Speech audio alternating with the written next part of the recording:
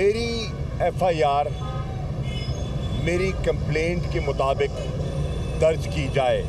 हम इस नतीजे पे पहुंचे हैं कि हमारी इस वक्त इमीडिएट अटेंशन जो है वो एफआईआर है कि एफआईआर किस करवट बैठती है।